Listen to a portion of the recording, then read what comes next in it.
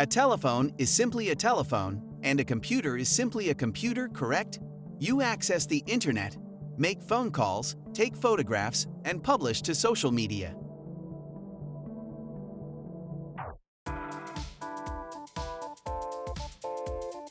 How then can a business justify consistently charging a higher price for its product when cheaper competitors provide effectively the same service for less?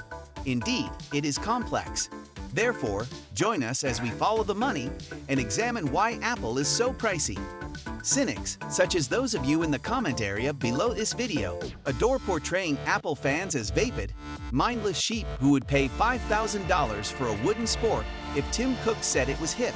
Undeniably, a negligible portion of the public, comprised primarily of individuals with more money than sense, will purchase each and every Apple device for the flex value alone. As with Mercedes-Benz or Louis Vuitton, it cannot be denied that Apple as a brand has a certain cachet. Before proceeding to more significant matters, let us quickly dissect this.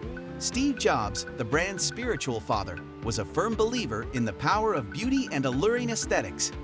He grew up in the Northern California suburbia between San Francisco and San Jose, surrounded by rows of Joseph Eichler-designed mid-century houses. Eichler is renowned for producing high-quality, modernist homes for middle-class American families. Although they were not precisely mansions, their design adhered to timeless style and proportion principles. Young Jobs observed, both Eichler and Jobs understood that great design need not be the exclusive realm of multimillionaires. Even if it costs a bit more, consumers will fall in love with your product if it is intelligent, functional, and aesthetically pleasing. Jobs was notoriously detail-oriented. For instance, when he noticed that the shade of yellow in the second O of the Google logo did not appear quite right on an early iPhone, he contacted Google's Senior Vice President of Engineering, Vic Gundotra, and instructed him to fix the issue. Indeed, on a Sunday, Jobs noted in a late career interview, "It takes a lot of hard work to make something simple, to truly understand the underlying challenges, and to come up with elegant solutions. And yet, every swanky rounded edge, brushed metal finish, and perfectly clacking keyboard sound on every Apple product requires effort and investment, not to mention the use of precise machinery to mass-produce these glistening gadgets. It takes an enormous lot of effort and generation-defining work from the likes of iconic Apple designer Sir Jony Ive for anything to appear and feel so effortless." But it is not just appearance. As stated in Apple's very first marketing brochure, issued in 1977, simplicity is the pinnacle of sophistication. In addition to their amazing beauty, or flex value, if you prefer, Apple products are significantly easier to use and comprehend than competing phones and laptops. Apple products, in the language of Apple fanboys everywhere, just work. This oft-repeated one-liner runs against a regular criticism from Apple critics, who say that a computer or phone with equal specifications can be purchased for less money from other companies or platforms. With the correct motherboard, memory, and graphics card, you may save a lot of money if you are willing to assemble your own PC in a Frankenstein-like fashion. Well, perhaps you can. Nonetheless, this configuration needs a detailed understanding of hardware and a tolerance for experimentation. Not to mention the time and effort you will need to devote to, for starters, keeping track of all the annoying driver updates for your patchwork machine. With an Apple computer, however, everything truly does just work.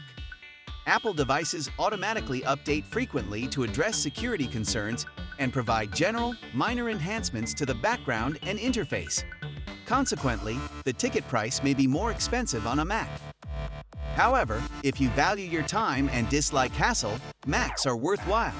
In fact, many observers, including Apple critics, agree that comparing a new MacBook Air to a custom-built system is not a fair test, because when Dell or HP introduce a premium high-spec PC, the prices are almost identical to those of a Mac.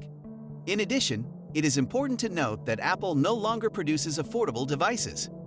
Apple phones are not as customizable, and their PCs are not designed for intense gaming.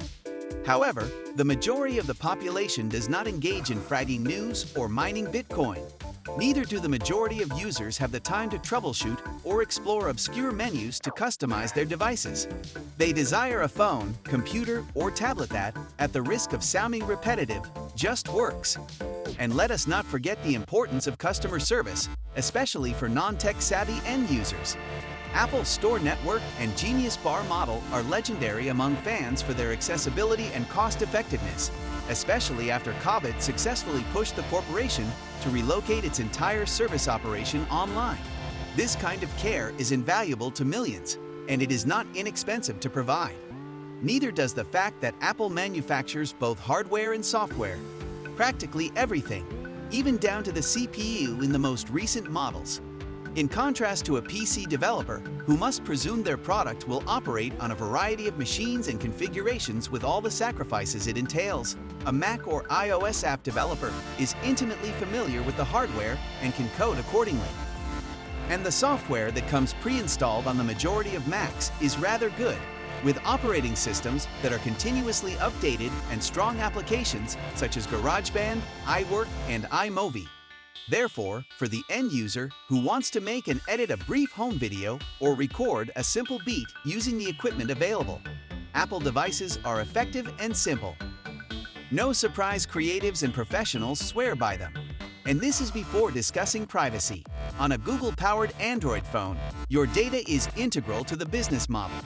Therefore, every action you take on your mobile device is monetized by the powers that be. Apple is distinct. The Cupertino behemoth may use your data to improve their services in a transparent and tightly limited manner, but they are not looking to make a quick money by selling your information to other parties. How much is your privacy worth not only now, but also in 1 year, 5 years, and 10 years? Apple's closed environment also ensures that their products, and especially its smartphones, do not have so-called bloatware. That is, software installed prior to purchase by profit-driven third parties. Bloatware makes business sense for rival device manufacturers seeking to increase their profit margins, but it provides little benefit to the end user. Let us sum up.